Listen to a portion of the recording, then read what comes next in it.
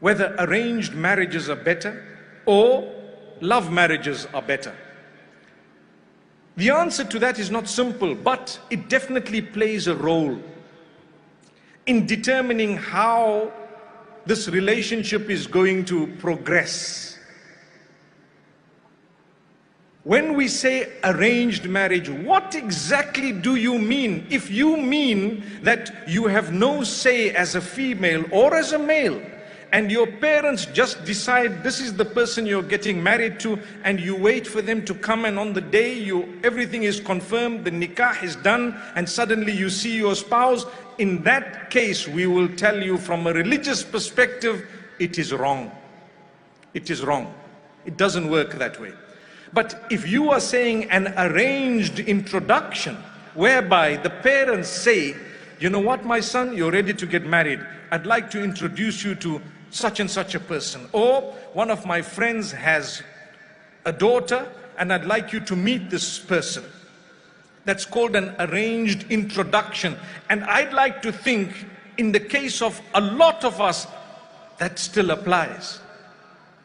In fact, it's not a bad way of doing things. It's probably considered more durable for the marriage when there is an arranged introduction.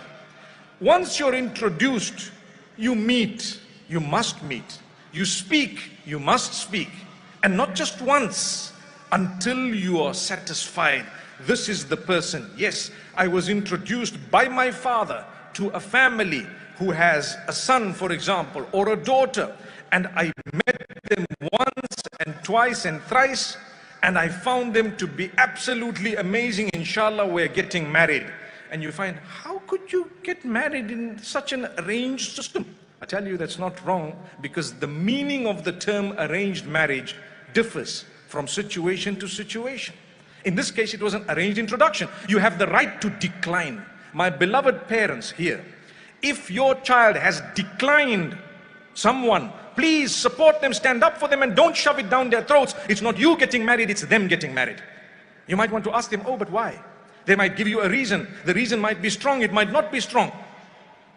But at the same time, if you are going to shove it down their throats, how do you expect there not to be family problems that you cannot resolve?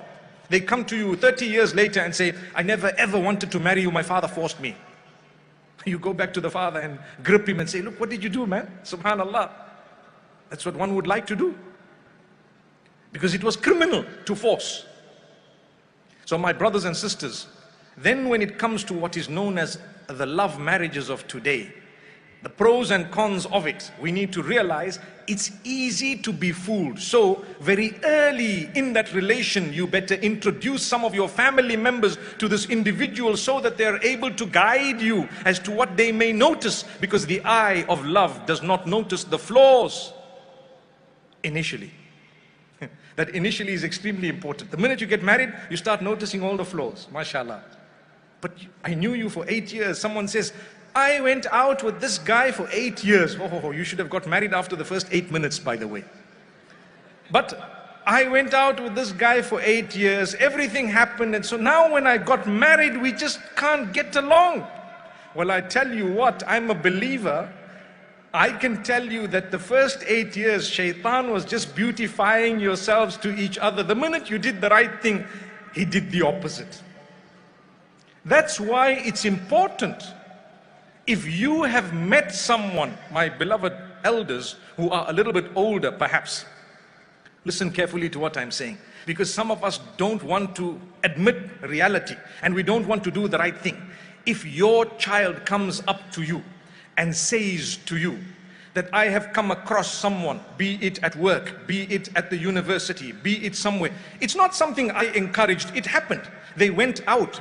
Our children have eyes, they have ears, they come across people, they see things. Let them be so close to you as a child that they will immediately tell you, today I met someone and do you know what? I really feel that you need to help me because it's a potential spouse. I ask you a question, my beloved parents. Do you think your children would have the guts to come to you and say that?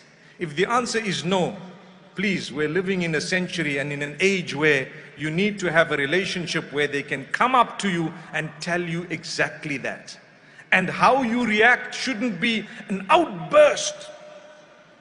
I've already promised you to my sister's children. Relax, relax.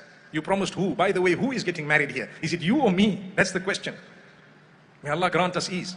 So you must be open to embracing what has come, because it's not prohibited.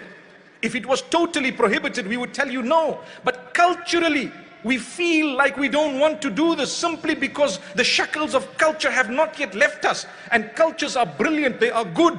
However, there are some parts of it that require, if I can term it, renovation. That's why we face so many family problems, because our children cannot communicate with us. You love them, talk to them. Let them come and tell you the most absurd thing ever. Don't have an emotional outburst as a result of what they've just said.